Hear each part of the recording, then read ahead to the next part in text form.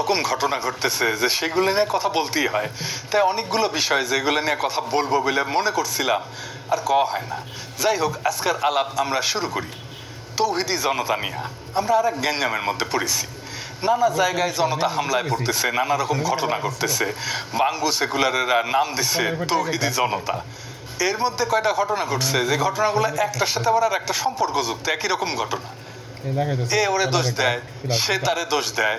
আসেন প্রথম থেকে ঘটনাগুলো দেখি। প্রথমে এই 34 সেকেন্ডের ভিডিওটা দেখেন। ছিন্ন করে দিতে চায় দেশের বুক থেকে, সেই শোককে আজকে তারা বিভাজিত করছে। প্রধানমন্ত্রী এই শোক একটা সন্তানের শোক নয়, এই শোক অগণিত অজস্র পরিবারের এক নদী শোক। এই শোকের রক্তে আমরা অবগাহন করেছি। বিজয় আমাদের হবেই, লড়াই চলবে। এই লড়াইয়ে বাংলাদেশের বিজয় অনিবার্য। এটা 3রা আগস্ট 2024-এর ভিডিও। দেখলেন তো, যিনি বক্তৃতা দিচ্ছেন, ভালো বক্তৃতা দিচ্ছেন কলে, উনি আমার বন্ধু। আমরা একসাথে রাজনীতি করেছি রাজশাহীতে। পিছনে লাল পোস্টার হাতে যে মেয়েটা না, সেটা আমার ওই বন্ধুরই মেয়ে। এই লাল পোস্টারটা হাতে নিয়ে দাঁড়ানোর আগে আমাকে সেটা পাঠিয়েছিল ওই মেয়েটা।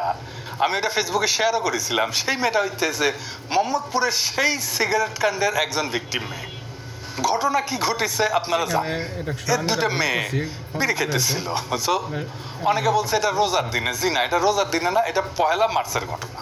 এইখানে দুইজন ওই লালমাটিয়া মাঠের কাছে একটা টঙের দোকানে চা আর সিগারেট খেতেছিল। ওই সময় রাস্তার উল্টা পাশ দিয়ে একজন বুড়া বয়স্ক লোক রিঙ্কু, যেটা চায়ের দোকানের দোকানদারকে চিল্লাই চিল্লাই বলে, এরা এখানে বসা কেন, এই চেয়ারগুলো সরা, এবং আজে বাজে কথা বলা শুরু করে।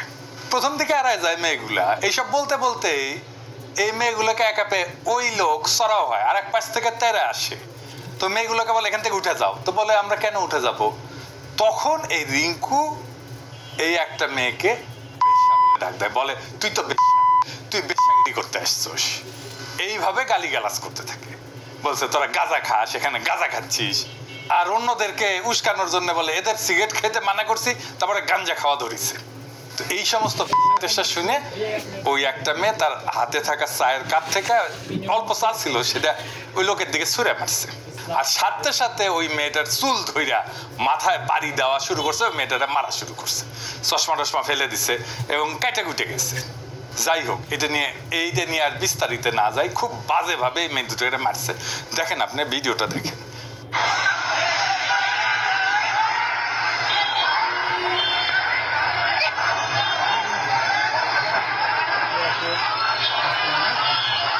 তারপরে মেয়েদের গার্জেন টার্জেন চলে আসে, কিন্তু এই গার্জেনদের সামনে এদেরকে মারা হয়, থানায় টানায় নিয়ে যাওয়া হয়।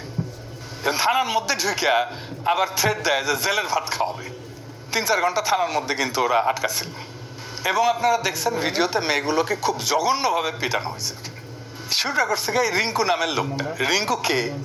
সে আগে জাহাঙ্গীর কবির নানকের লেসপেন্সার ছিল। এখন একটা দল করে, আর নাম কইলাম না আর কি সেই দলের।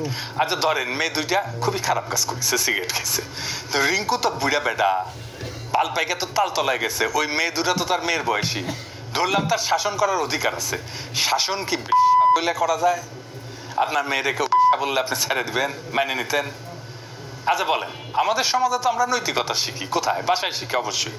কিন্তু সমাজের মুরব্বী যারা আছেন, ধরেন মসজিদের ইমাম, মুয়াজ্জিন, মাদ্রাসার শিক্ষক, বা ধরেন পাশের বাড়ির চাচা, মামা, খালা, ফুপা, এরাই তো আমাদের শাসন করেন, তাই না? আমাদের দেখে রাখেন পাড়া মহল্লায়। ওনারা যে শাসন করে, কোনোদিন কখনো কাউকে বেশ্যা শাসন করছে? করে নাই। আপনি চিন্তা করেন, আপনি যদি সম্মানের মুরব্বী হন, তাহলে মসজিদে তো আপনারা দেখলেই সিগারেট লুকাবে। তারপরে যদি শাসন করতে হয়, তাহলে তো তার সিস্টেম আছে, তাই না? পবিত্র কোরআনে বলছে যে আপনার প্রতিপালকের পথে আহ্বান করেন প্রজ্ঞা এবং সদুপদেশ দিয়ে, এবং তাদের সাথে উত্তম পন্থায় বিতর্ক করেন। জোর কইরা না, বরং ভিন্ন মতের সাথে ডিল করতে বলা হয়েছে 3 ভাবে। 1 নম্বর হইতেছে হিকমা বা প্রজ্ঞা দিয়া, 2 নম্বর হইতেছে মাওয়াইজা বা উপদেশ দিয়া, 3 নম্বর হইতেছে জিদাল বা সুন্দর পদ্ধতিতে বিতর্ক কইরা। এটা নির্দেশ দেওয়া হয়েছে পবিত্র ধর্মগ্রন্থে। তো এই রিঙ্কু কোন আলেম আসছে যে সিগারেট খাইতে দেখে চান্দি গরম হয়েছে? এর কি শাসন করার অধিকার আছে? আপনি বেশা বললে পিটাইলে ও সিগারেট খাওয়া বন্ধ করবে? করবে না তো, বেশি বেশি খাবে, জেদ কইরা খাবে। ওই মেয়ে দুটা তো দেশে থাকবে না, বিদেশ চলে যাবে। আর ওই যে রিঙ্কু তৌহিদি জনতার নামে মারিছিল, এরা জীবনে এটা ভুলবে না এই মেয়েগুলা। আমরা মাঝে মাঝে বলি যে মানুষের মধ্যে এই যে ইসলাম বিদ্বেষ কেন, অবাক হই। এমনকি মুসলমান সম্প্রদায়ের মধ্যে কেন এই ইসলাম বিদ্বেষ আছে না? অনেক মুসলমান সম্প্রদায়ের লোক আছে না যারা ইসলাম বিদ্বেষী। এই যে রিঙ্কু এই ঘটনা ঘটাইছে, এটা থেকে খুব বড় সম্ভাবনা আছে যে এদের মধ্যে, এই মেয়ে দুইটার মধ্যে ডিপ ইসলামোফোবিয়া জন্ম নেবে। তো এই রিঙ্কু কি ইসলামের ভালো করলো, সেবা করলো না ক্ষতি করলো? এবার আসেন ঢাকা বিশ্ববিদ্যালয়ের আর এক শাহবাগের অন্যাকাণ্ড নিয়ে কথা বলি। আগে শুনেন ওই যে ছেলেটা যে ওড়না ঠিক করতে বলছে, কি বলে বলছে সেটা ওর মুখ থেকেই শুনেন। মাই লাইফ মাই রুলস, আমার পোশাক যেমন করবো এটা আমার ইচ্ছা। আমি আমার মানে ওনাটাই এখানে ছিলাম, বুঝতে নামাই রাখেন। আমি তো বলি না যে আপনার দুধটা কত বলবো, এমনটা এমন ভাবে খরচ গালিটা বলি নাই। সে কি বলতেছে তার মুখে শুনলেন তো? দুগ্ধ বিশেষজ্ঞ। তুমি বাবা লাইব্রেরিতে কি করিচ্ছ? মিল্কভিটা কোম্পানির যাও, উঠে কাজ করো, যাও। দুধ বিশেষজ্ঞ। ও নিজে ফেসবুকে কি ফলো করে দেখেন, কারে কারে ফলো করে দেখেছেন? রোজা রমজানের দিন দেখানো একটু মুশকিলই, কিন্তু তাও দেখেন। হেরিটেজ সাহেব দেখাছেন, ওর পছন্দ দেখেছেন? রোজা রমজানের দিন ক্যাঙ্কা করে আর দেখাই কি শেয়ার করেছে দেখেন। তোমাদেরকে তোমরা যদি প্রেম করো, পাবজি লাভার দেখে প্রেম করবে, বিকজ তারা একটা গার্লফ্রেন্ডে ঠিক মতো হ্যান্ডেল করতে পারে না। I think no way, so they are 100% safe. PUBG lover is best as a partner. একজন নারীর সাথে কেমনে কথা বলতে হয় সেটাই শিখে, কেমনে শিখবে? ও তো এগুলা দেখে ভিডিও। আমি ধরলাম যে তার লঘু পাপে গুরুদণ্ড দিছে, ধরেই নিলাম। ফেসবুকে মায়ের গো পাশার ছবি দেখা ভাইটা রাস্তায় এসে দুধ বিশেষজ্ঞ হয়েছে, কোন আক্কেলে মৌলানা বেনে দিলেন ভাই। আব্বাসী হুজুর আমার অত্যন্ত পছন্দের একজন আলেম, উনার মতো একজন আলেমের কাছে যে উনারে নিয়ে গেলেন, আপনারা আব্বাসী হুজুরের সম্মানের বিষয়টা দেখবেন না? উনার কাছে আপনারা যারে তারে তো নিয়ে যেতে পারেন না। এই যে মালটা যাটা করবে এখন বা করিছে, সব আব্বাসী হুজুরের গায়ে লাগবে তো। আর এই ছেলের তো বেসিক এডুকেশনের সমস্যা আছে রে ভাই। এরকম দামড়া বয়সে মাদ্রাসা এডুকেটেড একজন কি এইভাবে কথা বলে? দুধ এইভাবে কথা বলে? ফেসবুকে সানি লিওনকে ফলো করে আর ওই পাশা আল্লাহ মায়াসের ছবি ফলো করে? করে না তো। তো তাহলে কারে আপনি হিরো বানাইলে? যাই হোক, সমাধানের কথা বলি।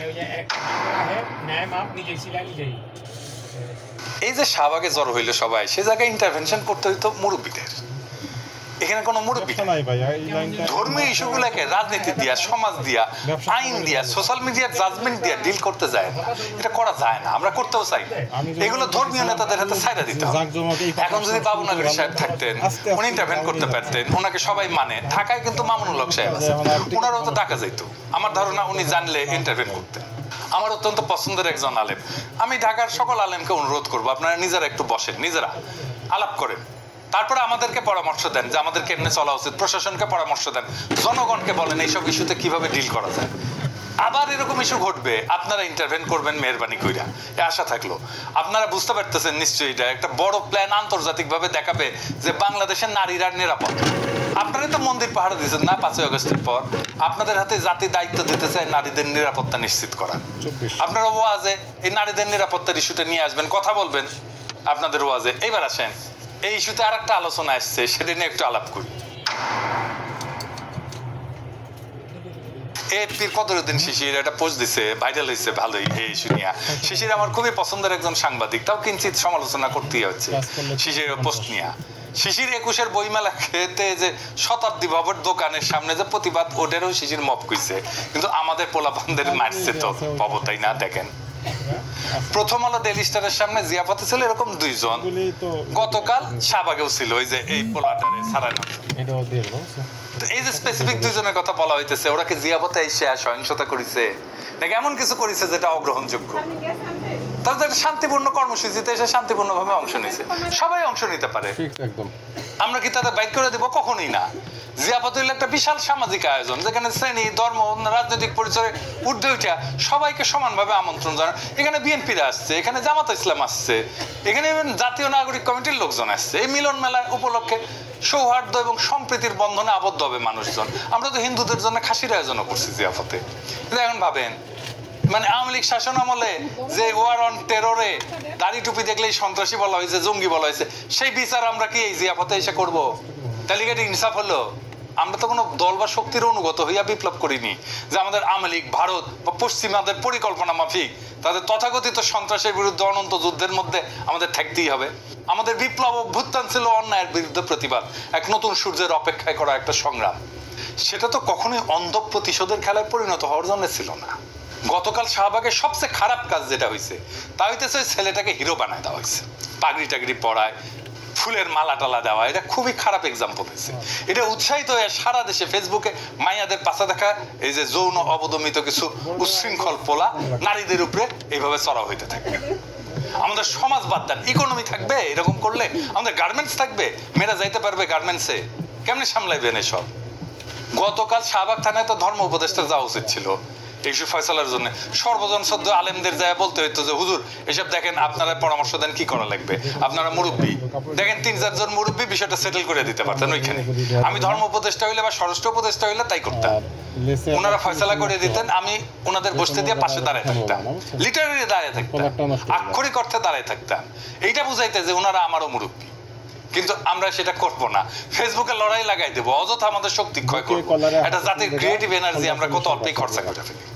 আমাদের উপদেষ্টা পরিষদের সবচেয়ে বড় ব্যর্থতা হচ্ছে যে সিচুয়েশন ট্যাকেল করার মতো স্ট্র্যাটেজিক ইন্টারভেনশন কি হইতে পারে সেটা পরামর্শ দেওয়ার মতো একজনও নাই।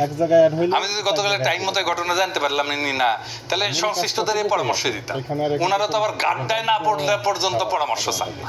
এই জুলাই আগস্ট বিপ্লব ধ্বংস হইয়া যেত, আমরা সফলই হইতে পারতাম না যদি নারীরা রাস্তায় নামে না আসতো। তখন তো ভাইরা ওই নারীর ওড়নার নিচেই লুকে জান বাঁচেছিলেন। কোন নারী বুক দিয়া তার ভাইদের ঠেকায় নাই?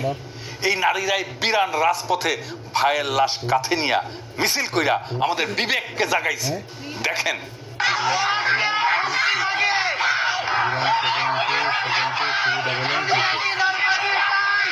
আজ সেই নারী রাস্তায় বাইরে হইতে ভয় পায়। আমরা 7 মাসে বদলাই গেছি, আমরা পরাজিত হয়ে গেছি নাকি? নারীরা যেই দেশে অনিরাপদ, নারীরা যেই দেশে রাস্তায় নিগ্রহের আশঙ্কায় পথ চলে, সেই দেশে হাসিনা না থাকলে কি ওটা তো আরেক পরাধীন বাংলাদেশ। আপনারা কেমন ভাই রে ভাই, আপনাদের বোনদের মেয়েদের রক্ষা করতে পারতেছেন না। আজ থেকে শপথ নেন, কোনোভাবেই নারীদের অনিরাপদ ভাবতে দেবেন না বাংলাদেশের পথে। বাংলাদেশ ধ্বংস হয়ে যাবে, হাসিনারে চটকইরা ঢুকতে হবে না, এমনি ধ্বংস হয়ে যাবে। এইসব চলতে থাকলে বাংলাদেশ শেষ। আওয়ামী পান্ডা রিঙ্কুরা যারা মসজিদে ঢুকা মুসল্লি পিটাইতো, তারা এখন ইসলামের সেবক সেজা নারীদের হেনস্থা করতেছে। আর সারা দুনিয়া দেখবে আমাদের দেশের লোকেরা ইসলামের নামে নারীদের নিগ্রহ করতেছে। মাত্র কয়েকটা লোকের জন্য বিপ্লব আর স্বাধীন বাংলাদেশের স্বপ্ন আমাদের ধ্বংস হইয়া যাবে। ওইটা হাসিনা চট করে ঢুকে যাওয়ার যাইতেও খারাপ হবে। আর একবার যদি ইন্ডিয়া চান্স পায় না বাংলাদেশে ঢুকা, তাহলে এইবার আর ভুল করবে না, হায়দ্রাবাদ বা কাশ্মীর বানাই দেবে, খায়া ফেলবে একেবারে। এটা মাথায় রেখে মাইয়াদের রাস্তায় পোশাক নিয়ে নসিহত দাও দূর কি বাদ, নিজের নামাজের সেজদায় গেলে মোদির ঠোলা পাছায় লাথি দিয়ে উঠাই দেবে। ওই ভবিষ্যৎ যদি না চান তাহলে এক্ষুনি রুইখা দাঁড়ান নারী নিগ্রহের বিরুদ্ধে। নারীরা যদি ঘর থেকে বাইরে হতে ভয় পায়, তাহলে মনে রাখেন বাংলাদেশে ইন্ডিয়ার রাজত্ব শুরু হয়ে গেছে। তাহলে কারা বাংলাদেশে হাসিনার অসমাপ্ত কাজ সমাপ্ত করে দিতে চায় তাদের চিনে রাখবে। এইবার আসেন জুলাইয়ের একটা গল্প বলি। এখনো পর্যন্ত চিটাগাং মেডিকেলে ভর্তি থাকা সর্বশেষ এবং জুলাইয়ের একমাত্র আহত গাজী মেহেদী হাসান। 5ই আগস্ট মনসুরাবাদে তিনি বায়ুপথে গুলিবিদ্ধ। মেহেদীর বিবরণ অনুযায়ী সেই দিন বৃষ্টির মতো গুলি করতেছিল পুলিশ মনসুরাবাদে। আসরের নামাজ পড়ে মাত্র বিজয় মিছিলে নামা মেহেদীকে পেছন থেকে গুলি করা হয়। সেই যে 5ই আগস্ট মাগরিবের ওয়াক্তে তাকে নেওয়া হলো এই হাসপাতালে, আজকে পর্যন্ত ব্যথার যন্ত্রণায় তিনি কাতরাচ্ছেন। যে ভয়াবহ আঘাত মেহেদী পেয়েছে তা থেকে 7 মাসেও মুক্তি পায়। গত কয়েক মাসের মধ্যে অপারেশন করা হয়েছে 5 বার। এই সংখ্যা সামনে আরো বাড়তে পারে। মেহেদীর পায়ুপথ গুলিবিদ্ধ হওয়ায় মলত্যাগের বিকল্প ব্যবস্থা করে দেওয়া হয়েছে নাভির নিচ দিয়ে কৃত্রিম ছিদ্র করে, যাতে শরীরের বর্জ্যগুলো মলাশয়ে না গিয়ে সরাসরি বের হয়ে যায়। কিন্তু বর্জ্যের জীবাণুর কারণে বারবার ইনফেকশন হওয়ায় বারবার অপারেশন করে সেই ছিদ্রকে স্থানান্তর করা হচ্ছে। তার শেষ অপারেশন হয়েছে 27শে ফেব্রুয়ারি। মেহেদী সারাদিনই প্রায় ব্যথায় কাতরাতে থাকে। সেবার জন্য শিওরে দাঁড়ানো তার একমাত্র মা ছেলের মাথায় আর হাতে একটানা মালিশ করতে থাকে। মেহেদী পেশায় ছিলেন ড্রাইভার, তার উপার্জনই পরিবারের খরচ চলত। পুলিশের নৃশংসতায় এই গাজী এমন এক করুণ দশায় উপনীত হয়েছে যে তার আসলে উন্নত চিকিৎসারও কোনো সুযোগ নেই। মেহেদীর পায়ুপথ এবং তলপেটে থাকা সেলাইগুলো যতদিন ঠিক না হবে, যতদিন স্বাভাবিক জীবনে সে ফিরে না আসবে, ততদিন এভাবেই সে ছটফটিয়ে দিন কাটিয়ে দেবে। আমরা কি মেহেদীদের বীরত্বের ইতিহাস জাতিকে জানাবো, নাকি দুগ্ধ বিশেষজ্ঞদের হিরো বানায় বিপ্লবের সাথে বিশ্বাসঘাতকতা? সেই বিচারের ভার আপনাদের উপরে। এই দেশেই 5ই আগস্টের স্বাধীনতা, গণতন্ত্র এবং ন্যায় বিচারের স্বপ্ন প্রতিষ্ঠিত হয়েছিল। আজ সেই স্বপ্ন কিভাবে ধূলিসাৎ হচ্ছে তা আমাদের চারপাশে স্পষ্ট। নারীর নিরাপত্তা নিশ্চিত না হলে, সমাজে সহনশীলতা না থাকলে আমাদের নবলব্ধ স্বাধীনতা শুধুই নামমাত্র স্বাধীনতা হয়ে থাকবে। যদি এই অবস্থা চলতে থাকে তাহলে একদিন বাংলাদেশ সত্যিকার অর্থেই এক নতুন দাসত্বের শৃঙ্খলে আবদ্ধ হবে, যেখানে মানুষ মানুষকে শাসন করবে অত্যাচারের নামে, ধর্মকে ব্যবহার করবে ক্ষমতার হাতিয়ার হিসেবে, আর ন্যায় বিচার থাকবে কেবল কাগজের পাতায়। আজ সময় এসেছে রুখে দাঁড়ানোর, নারীদের নিরাপত্তা নিশ্চিত করা, ন্যায় বিচার প্রতিষ্ঠা করা এবং ধর্মের নামে এই বাড়াবাড়িকে থামানো। এসবের জন্যই সবাইকে এগিয়ে আসতে হবে, নয়তো ইতিহাস আমাদের ক্ষমা করবে না। ইনকিলাব জিন্দাবাদ।